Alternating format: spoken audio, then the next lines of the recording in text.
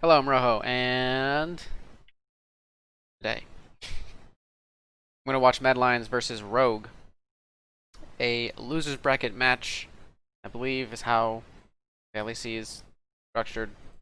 Now that I think about it, I might be wrong. Whatever, a playoff match uh, in the LEC. What we're doing is we're gonna be watching Game 3. Um, I was going back and I was watching the first two games, literally just before I turned this on. And I figured that I understood that this one seemed to be the closer of the three games. I didn't really go through it, but I just wanted to have a more organic first time look at this as we go. Actually, at 2 times. I was watching them at 2 times, but I'm gonna go 1.5 times for this one. But of course, draft. Get through it as fast as possible. Medlines have Gangplank, and it's going to be up against Scion. Scion is something that is relatively stable because he's a tank. However, it is probably not the best matchup into Gangplank. We're probably going to be able to have priority as well as control of the lane. It's, I suppose, possible for Scion to kill Gangplank in the event that Gangplank just walks into a fully charged slam. But generally, I don't think it's that possible. Although I believe that if anyone has actual kill pressure in this lane, I would imagine it's actually Scion who has it. But generally, I don't think they're really going to be trying to kill each other, at least 1v1. Then you see a more traditional match in the jungle with the Nidalee and the Graves. Very often picked against each other. These are two carry-style junglers who can clear very, very fast. Nidalee is extremely aggressive, but doesn't really have the best setup on the top side. Usually she's paired up with a Renekton, something that can actually lock someone down fairly easily, and Renekton has a point-and-click stun. Now, the dive with Gangplank is probably not too bad. But against Scion, I can't imagine that Nidalee is going to be able to do much. There's a bit of... I'm not sure if she's going to have super great places to go. Her mid lane is actually pretty good for gank setup. Bottom lane is okay as well, but of course there is a Tahm Kench who kind of negates any potential gank setup against him. And then the Azir is able to get out of situations, but he's by far the most vulnerable person to the Nidalee, so that is the place where I would imagine a lot of the focus of this game is going to be on.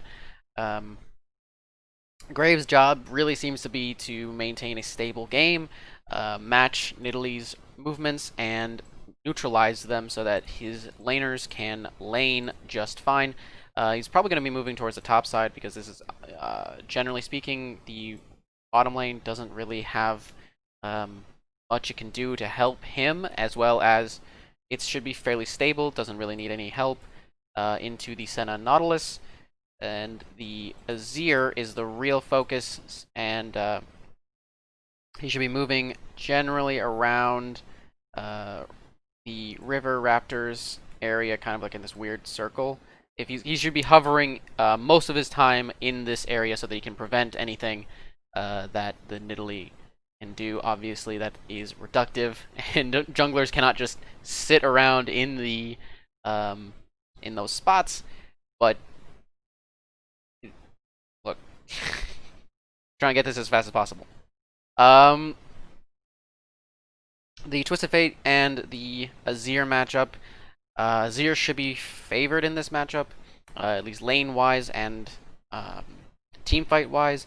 The side lane pressure that TF can bring is good, but the side lane person that he's got is Gangplank, and he's not really a aggressive side lane champion. I guess he could potentially go for some split pushing or aggressive map movements onto a tower.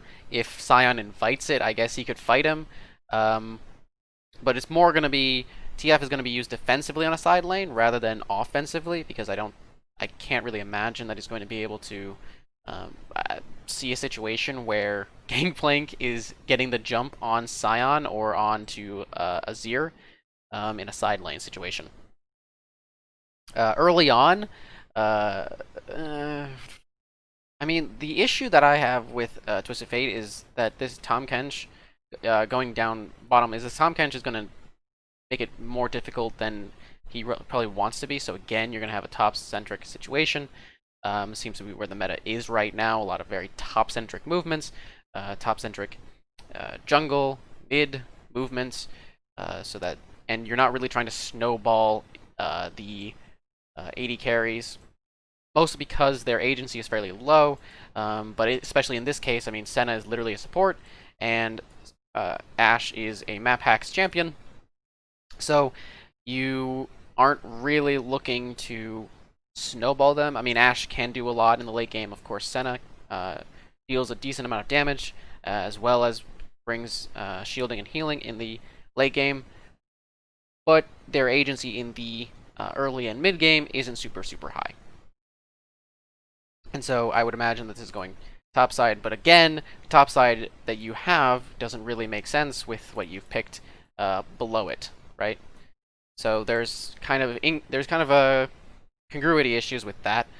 And then of course you have the Senna, which again says topside plays. I would imagine that if we look at the draft, Gangplank was first picked. Hold on a second.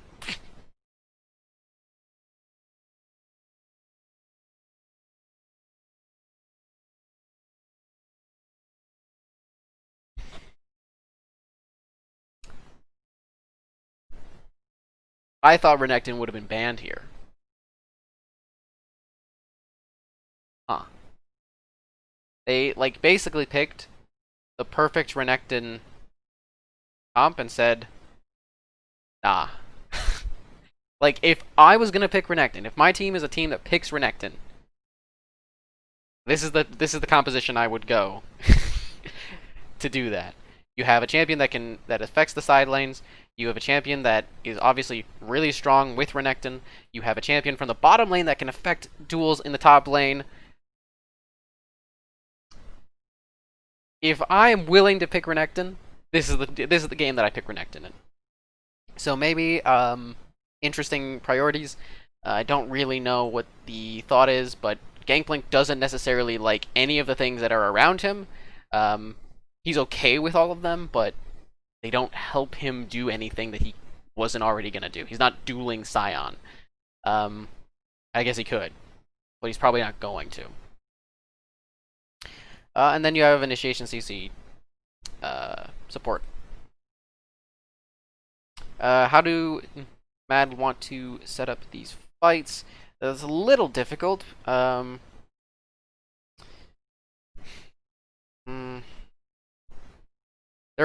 feel like they're going more for pick, but then again, I mean, the Gangplank is really throwing me off here. Generally, Gangplank is really good. It's a very versatile pick, but when you've picked all these different champions that are completely frayed against him, it feels really weird. And then onto the rogue side, more specifically, didn't really touch on the Ashe Tahm Kench. So Tahm Kench makes things difficult to be done bottom wise. So the pathing bottom or moving the mid laner bottom is more difficult due to Tahm Kench's existence, as well as the fact that Ashe will at level 6 have an ability to get out using the ultimate. But she is immobile, so there is that weakness. Tahm Kench has to basically stick to Ashe like glue. As a whole, there is a good amount of, I mean, a decent initiation, kind of like a pseudo initiation with Sion. Outside of that, I feel like generally Sion's going to be more defensive in nature. You're going to set up your Ashe and your Azir. Tahm Kench is going to be sitting, probably in front or around them, between them and the. Hold on. So you're going to have Ashe here, you're going to have Azir here, you're going to have a Tahm Kench here, you're going to have Sion here, you're going to have a Graves who can either move around, probably stick around though.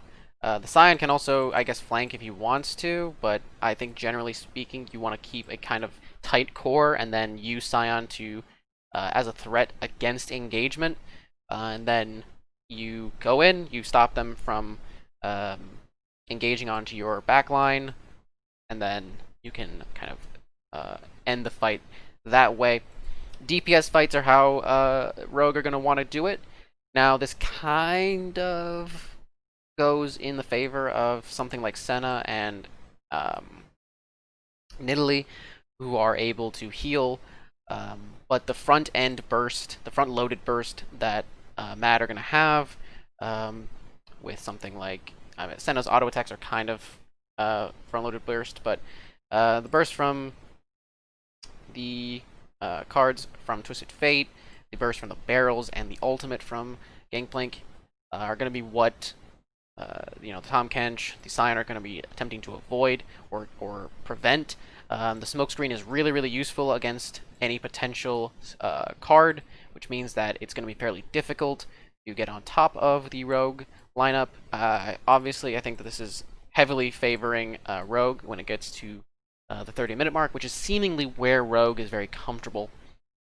Mad Lions are a fairly scrappy team. They're kind of the way that I like to characterize them, watching them, is very mid-game focused, with a early aggressive, sometimes kind of a flipper jungler. Not necessarily derogatory, but very willing to maybe have an inefficient pathing or an inefficient map movement just so that he can get a really nice gank off or annoy another team member on the opposing team, which I think can be very useful in certain situations.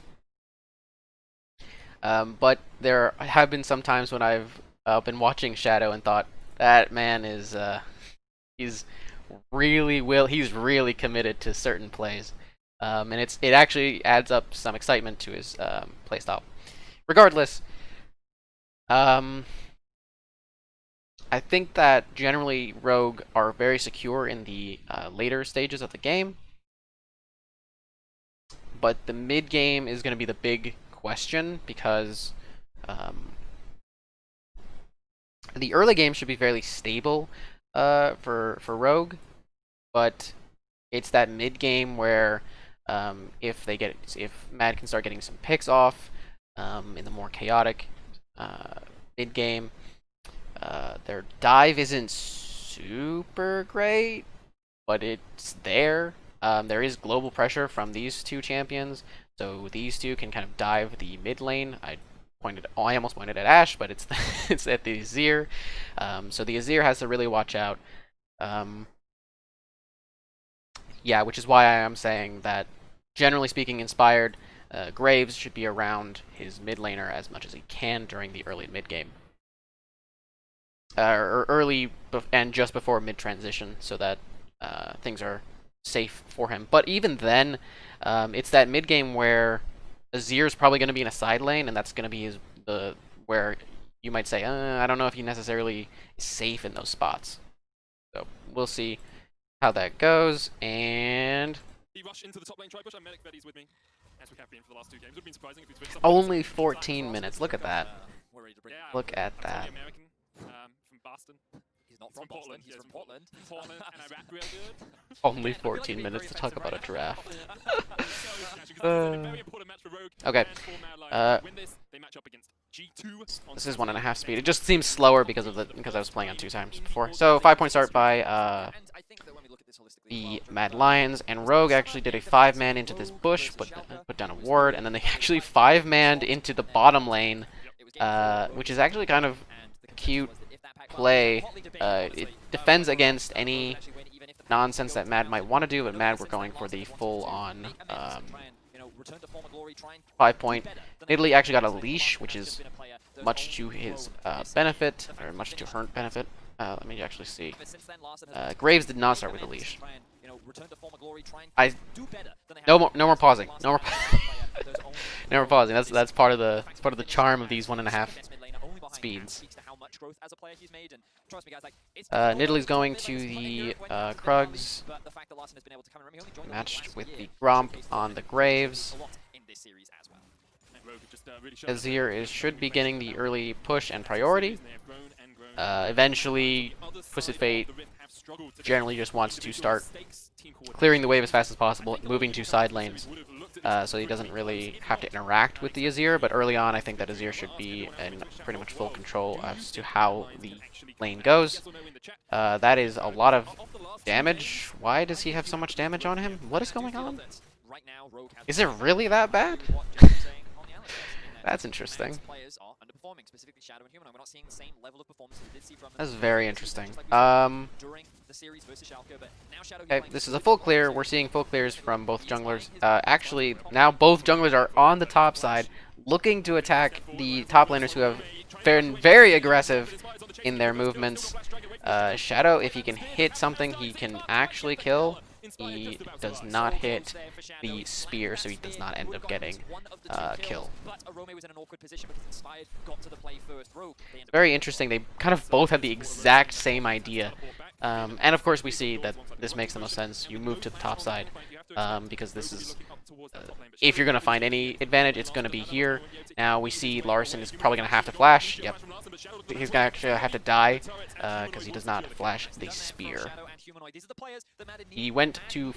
I mean, the setup is almost impossible to get to go past at that point, but I'm pretty sure there was a mistake done in wave manipulation, because you knew that Nidalee was around here. Maybe something happened, and he's just dead too. Oh, this is... Alright.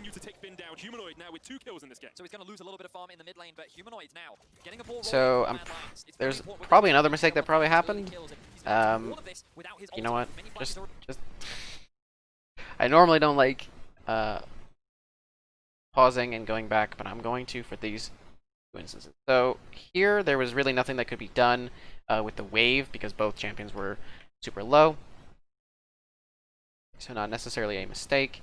I don't know how Azir ended up in this spot where the wave is clearly pushing towards him, so what must have happened was...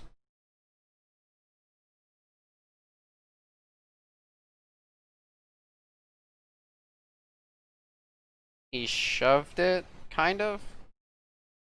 Yef came back in. Aggressively traded on to Azir, I see.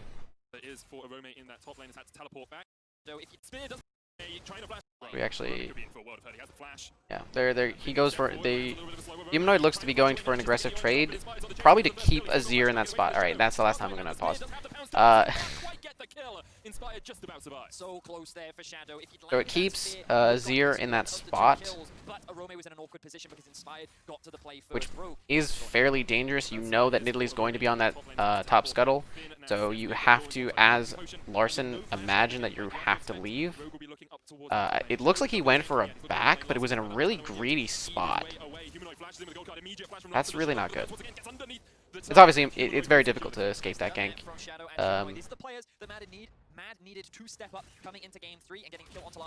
So things are going fairly well for Mad in this case. Now, unfortunately, because of the way that the lane was left after the double gank, the 2v2 happened, Finn was in a precarious spot. He'd already used his teleport, and by the looks of it, Inspired reset, and then, like, okay, he reset, went to bottom scuttle, and then was looking for a raptor camp. I mean, it's very difficult to figure out, because the optimal play for Finn and Inspired in that spot with that wave is maybe to sack efficiency on the Graves to help shove in the wave to secure Finn's position in the lane, or at least neutralize. Okay. Okay, he is fine. No, He's not.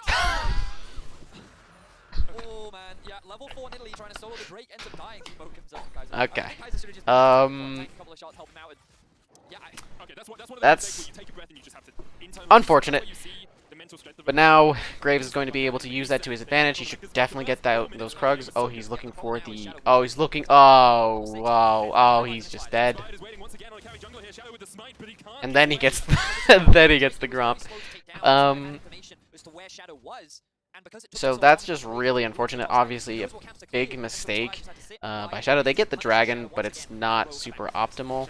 Obviously, because of this is just the symptom of Shadow's play. Because he's very willing to go for ganks like the one on Larson, which didn't necessarily need to ruin his efficiency, but he ended up now barely behind the Graves, who has taken quite a few of her camps.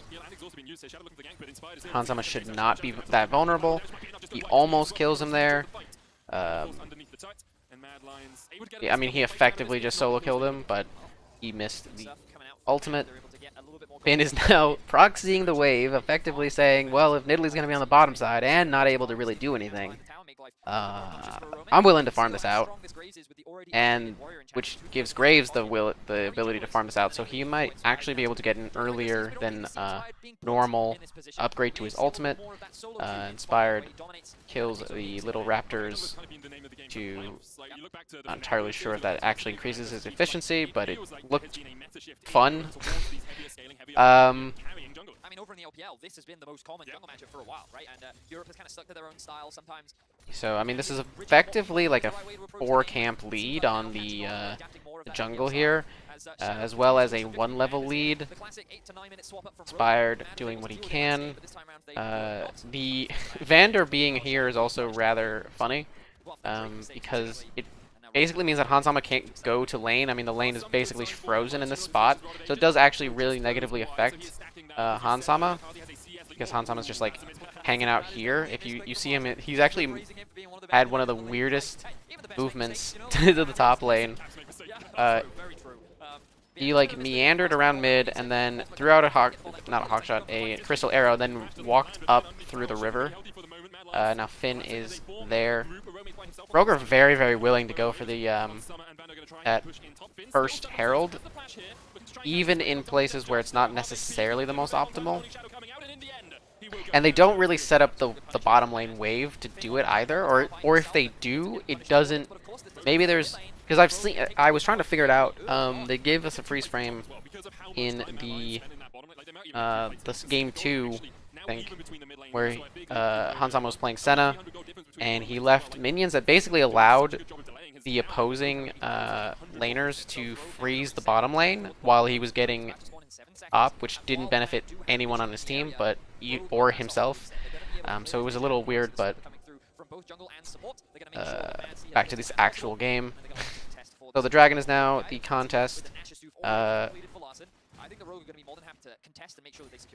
Okay, they used the Herald on the mid lane to now grab it, which puts a bit of danger on Twisted Fate's position. He could very easily freeze this and hold it so that Larson cannot actually get minions, and against Shadow, this is actually a very precarious position to hold, or to sit on, but I guess they're kind of being allowed to sit there because Shadow's on the bottom side, kind of dancing around the dragon, as it is the next objective. Finn is still proxying the wave, and I'm pretty sure that Gangplank is having a field day with his barrels. Again, he's very likely going to have his ultimate upgrades earlier. Rogue gets it after what seemed to be a pretty long exchange from Shadow. I don't understand why they were sitting around the dragon if they weren't really willing to contest it. because the problem for him. Watch this. He drifts through mid lane up towards Shadow, and Shadow loses this fight. Destiny comes out. There's a decimating flash, but the stun is stopped as the gold card comes out. It's a very interesting playstyle. You basically ignore the potential weakness of laning against Gangplank as Scion, and you just basically say we're both going to have perfect farm, and we're going to farm it out this way. Okay, Rogue are going for a very aggressive bottom lane play. The question is, they actually do end up getting it. So, well done. It does seem like it, Medic. Rogue are just rolling over Mad Lions right now. This is a completely different Rogue from what we saw in the series against. They are very, very ahead. Entirely different team. You know, we're still seeing some of the classics. Rogue. We're seeing a tank top lane, but the execution is just so much cleaner. Inspired is dominating the jungle matchup. Larson working with his jungler to take that mid tower. The big issue, I think, is the jungle. I think that the win cons were either... I mean, they were understood for the first few levels, and then they were almost sacked. Larson was in a fairly precarious spot for himself, and he very easily should have thought that he was going to be in a bad spot. But because of the way that Shadow was playing, you know, kind of around here, he was allowed to be free. And they go for this very aggressive play.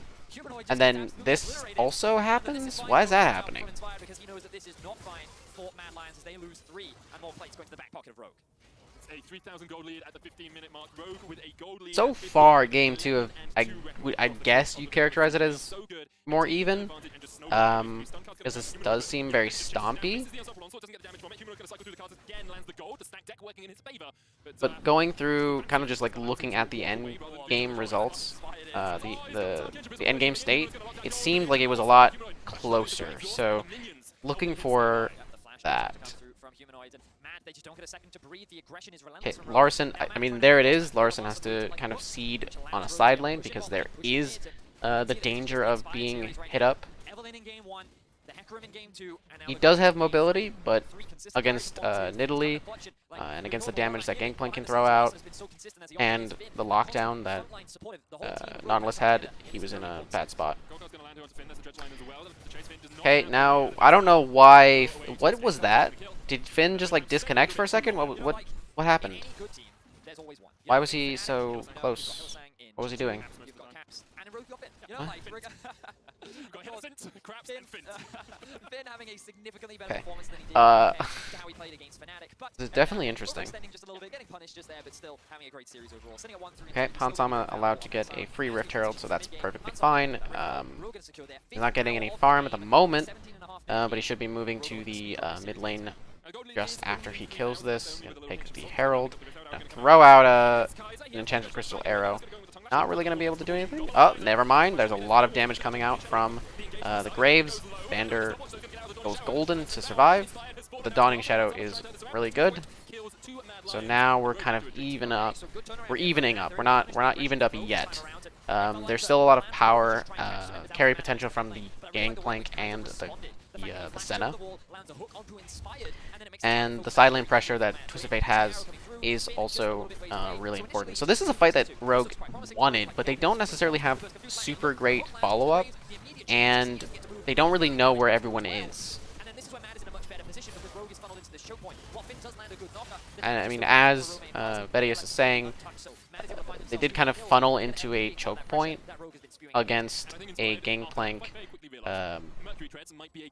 There was very little room to move around the Nautilus, around the Senna. So, I mean, things kind of got... It was a little weird. I think that they don't really need to aggress onto the opponents. They should be looking for fights around the dragons and playing more geared towards played into rather than playing aggressively.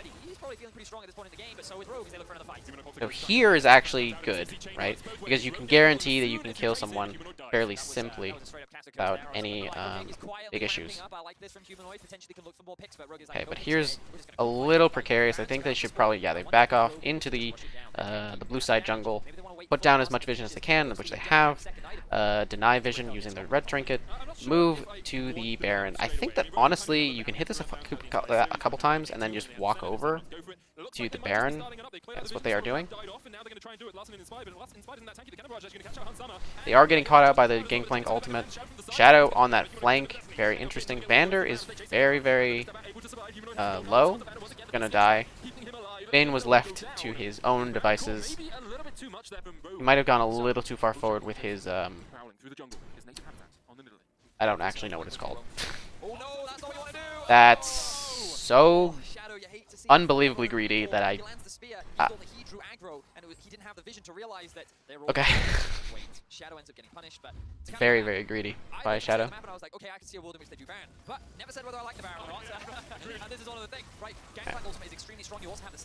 I think... Oh, because he was... Oh, okay, okay. Wait. Oh, he didn't ult. Oh, it was the I was seeing the cooldown because of his passive. Yo, he just like teleported into the entire opposing team, so that was obviously not the best idea. He should be teleporting into his own team because he's actually playing kind of like an offensive lineman. Defensive lineman? Defensive lineman, I think, is the better analogy.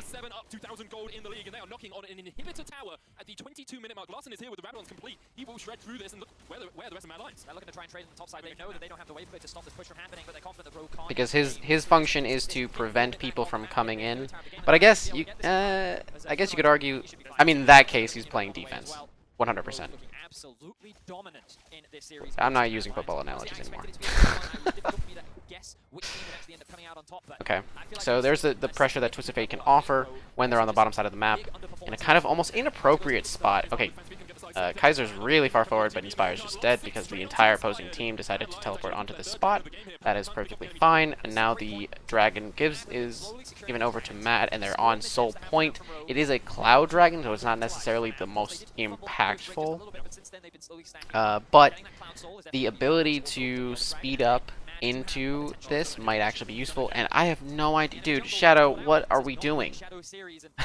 He's been consistently punished. Like, he needs to focus on staying alive for the rest of this game because, again, what is that? What is that? That's like this game. That's a potential game throwing play, but they can't really contest against this because of the loss of and Humanoid also dies due to the Pain Train from Scion. Oh, but Vander is getting low. No real follow-up because of the Azir turret. The bottom lane is under threat, so this actually might be decently...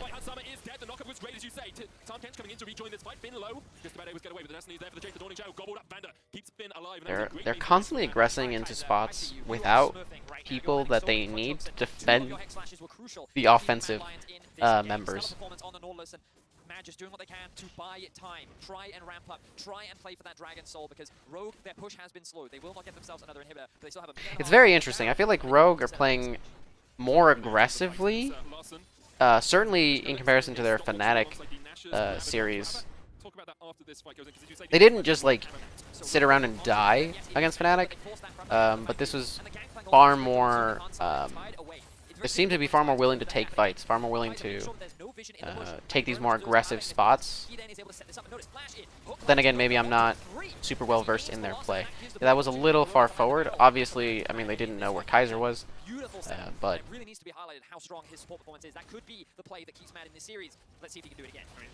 Okay, they still have the Baron, except for everyone except for Hansama, which does give them, and Vander, but stats... Oh no, he does have it too. So the stats are still there, at least for the next few seconds, 20 seconds. They are actually starting a fight before the buff runs out, which is a little strange. But they were also in a kind of weird spot, kind of in like a scattered position around a messy area in the jungle, which isn't where you'd want to fight as Rogue. You want to play as clear as possible, kind of in a very like open area. You'd rather play in an open area when you're being played into, because then you have more options for spreading backwards. Whereas here, they're kind of scattered around and they're not necessarily able to do anything. If they're aggressing, they actually like the choke points because Azir and Ashe, as well as the Graves. But they were running away, so they don't necessarily like those. This is going to be fairly pivotal. The Cloud Drake is like getting 1v1 by the Graves. I mean, there was the interaction that I was talking about with the smoke screen. And then they re-engage. No one's really able to get locked down, but then the Scion comes in to finish up the play. As you could probably have used that on this instead. Actually, I don't remember if they changed that. I don't know why I think they might have changed that. I feel like if I'm thinking that they did, they probably did change that. Because it's a fairly unique and specific change. Whatever. Okay, so they're going for really, really, really deep teleports. These are very interestingly coordinated teleports by Mad. Oh, and then there's the teleport into the play, and then Humanoid's in this weird, awkward spot. I mean, these are not flanking champions, by the way. Well, I mean, Twist of Fate is, I guess, but he's more flank and then immediately do something. Not flank, run around, try to find the opposing team. So they get the dragon. As well, I mean, Gangplank isn't really that either. Is not a flanking champion. Now they can't. Just definitely not what he is looking to do most of the time.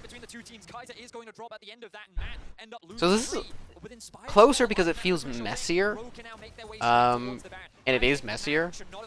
Mad are scrapping their way. They've kind of clawed their way into this game, or to maintain their spot in this game. I think that if you make a few less mistakes, they are in a much, much better spot. I think that Shadow dying after the third dragon that they took over here was really, really detrimental to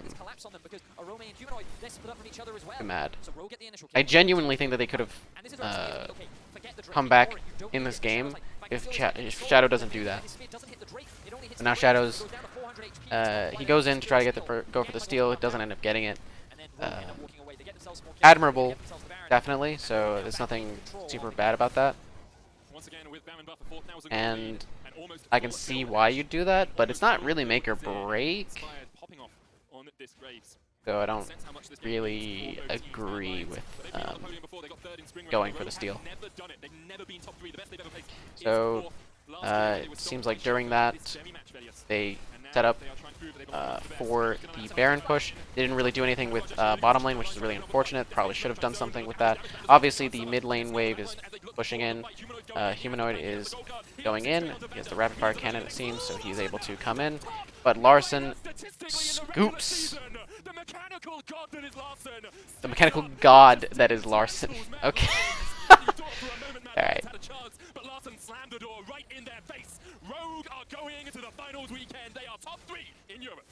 Okay. So this game, I think, came down to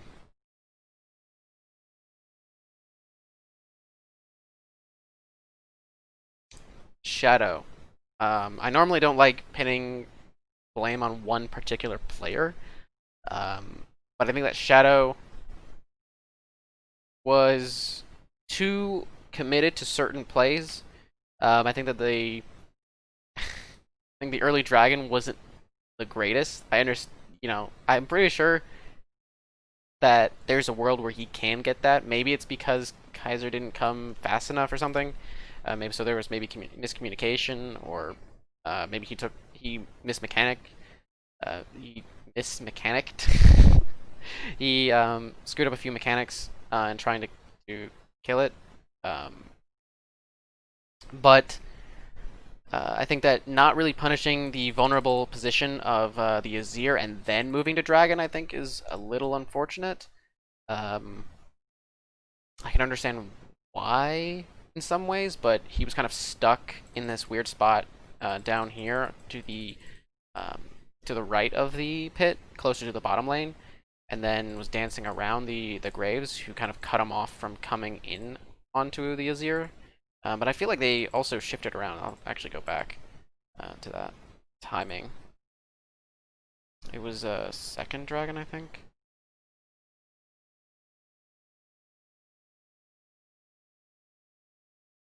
I want to say it was. Oh, you've got Hylissang in G2, you've got Caps, and in Rogue you've got Finn. You know, like, But some fancy feat just allows him to walk. we're seeing Azir in the mid lane, we're seeing a tank top lane, but of course still a few others on the other Mad members. Right here. So the dragon is up, and Shadow's over here, while there's a kind of vulnerable spot on the Azir. Now, Inspired actually moved to Azir to cover that, right? So he doesn't know where Shadow is necessarily, because the fog line is right around on this yellow. It's actually probably deeper, but so he doesn't necessarily know if Shadow's maybe on the Raptor camp and looking for something, or he's moved behind or something. I mean, if he moved behind, then he would be spotted. But so Shadow's kind of on this play. He's falling a little behind, fallen behind. So here he's kind of cut off. So I guess you could argue that it wasn't necessarily a mistake to dance around, but it was more of a choice that was made.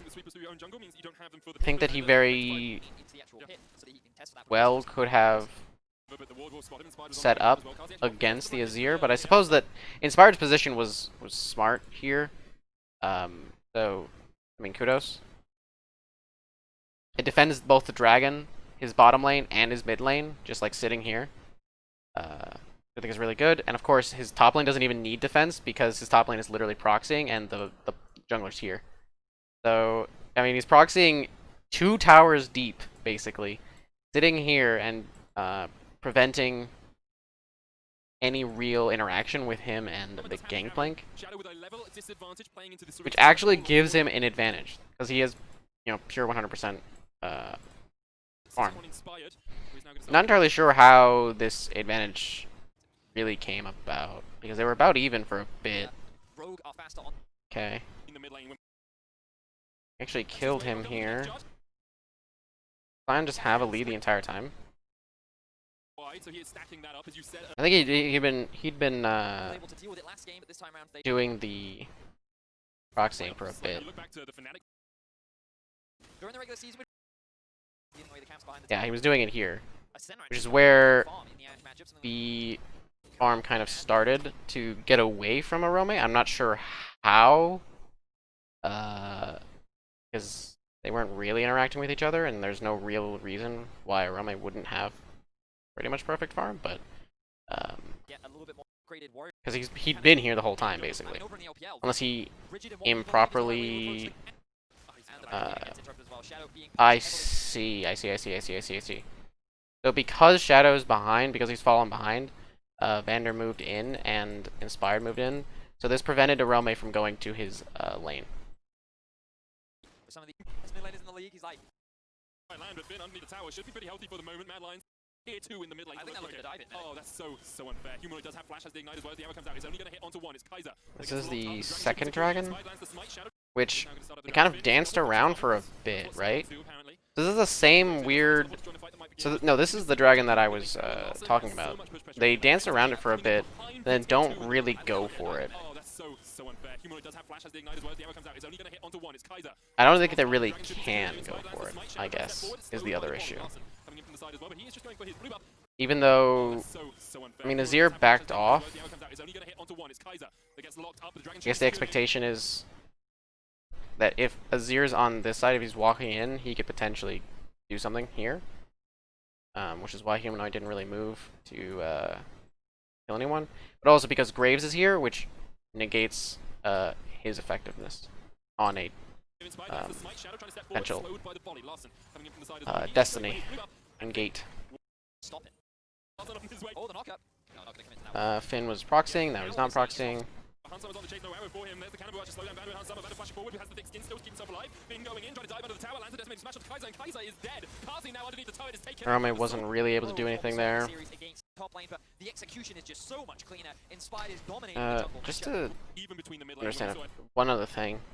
today Fnatic versus G2, like He, particular, it's still an okay this start. play I've here, seen him on that carry junglers all a split long, and this series Ash he's brought out once, Evelyn, it looked like Ash was almost leaving there. So the lane kind of pushed in to her, so she was able to get the farm. That's what she's going for now. Okay. Just a couple of plates out of this. If Good stuff coming out from Mad. They're able to get a little bit more. Okay, so that's not a positive position for the Ashe to swap on. So I'm not entirely sure why she would go for it, especially considering that Finn is doing this. I feel like you just have control over this side, generally, and all you need to do is transfer your jungler, and you don't need to transfer your AD carry to get the Herald. Something that we don't often see is Finn will do a bit of proxy farming, stealing away the camp. See inspired. Okay. It feels like there has been a meta shift So towards these this is all fine. She's not moving. Or the Ashe isn't moving. Then Ashe moves in a non. She didn't shove it into the tower, so she gives control of the manipulation to Tarzi, to Senna, and then walks from bottom to top lane.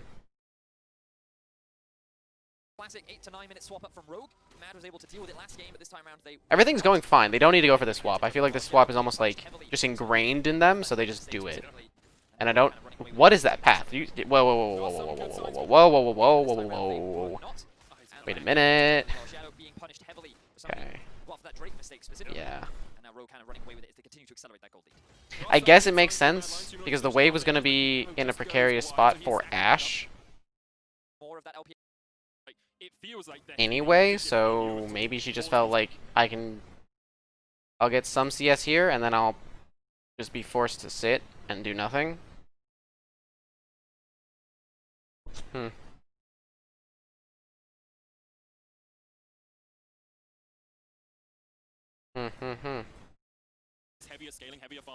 Because Vander moved to the Europe has kind of stuck to their own style sometimes.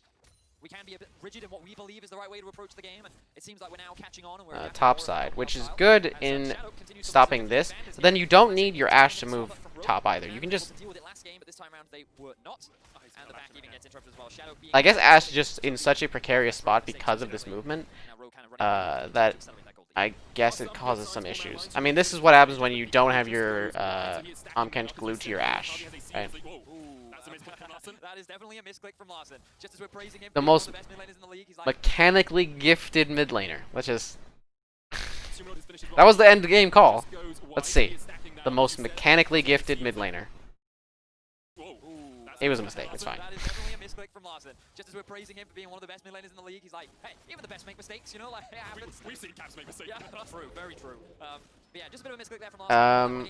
Ultimate comes down from Finn to get the bot lane quickly. I mean, this is just a really tough spot because of the swap and because of the movement by Vander. So I wonder if the question is, do you need to... Does Vander need to be here in order to push out the Nidalee? I don't know if that's necessary. And... I mean, Ashe is in a bad spot if she sticks around, right? Because she'll just get hit up by all these people walking into her lane. Like, what happens to Finn here? That it might have happened earlier, and it would happen to someone who would die just immediately, so it wouldn't even be that threatening, or that much of a time investment for Mad, so... He's just doing... He doesn't really have a choice here. So good punish here from Mad. Finn wanted to try and hold the tower by himself, and he ends up getting punished. I mean, they end up getting this mid lane tower, which actually hurts them, potentially.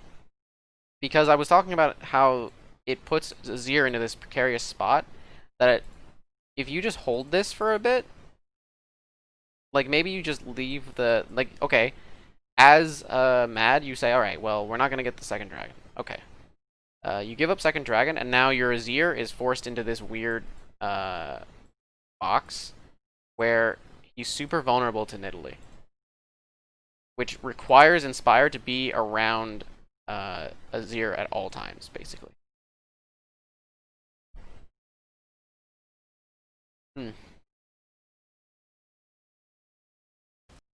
1,800 gold lead here. So Rogue now going to reset, look to path towards bot. You'll notice that the Drake is about to spawn in 7 seconds. And while when we look at the items, you can see that with the Nashor Sooth already completed for Larson, I think the Rogue are going to be more than happy to contest and make sure that they secure other Mad members. So for now, he's just going to make sure that he has the serrated Dirk double long okay. The arrow comes out. It's only going to hit onto one. It's Kaiser. The jungle matchup. Larson working with his jungler to take that mid tower. The usage of the teleports like Rogue. I think that Mad are very good. Rogue are also good. The issue is that an understanding of their win conditions needs to be a little bit more clear. Maybe from both teams here.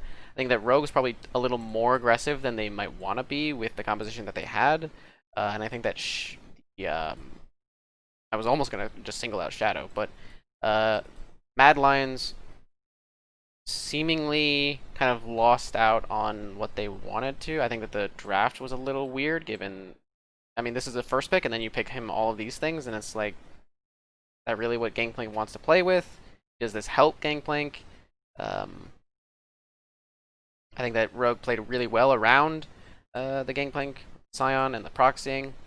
There wasn't really any ability for Shadow to punish because of his early pathing and because of getting executed by the dragon, I think, is the big unforced error. But then there were a couple of other unforced errors that Shadow made. I don't want to pin this all on Shadow, but there were a lot of decisions that were made centered around the jungle that I think made things more difficult for Mad. Just being a little more safer. I honestly think after the early mid transition, just playing safer is all that needed to happen. Like Shadow jumping in for the Krugs later on, and then also sitting and resetting, trying to recall in enemy jungle as they're walking down. I mean, I guess maybe he doesn't think that they walk down, but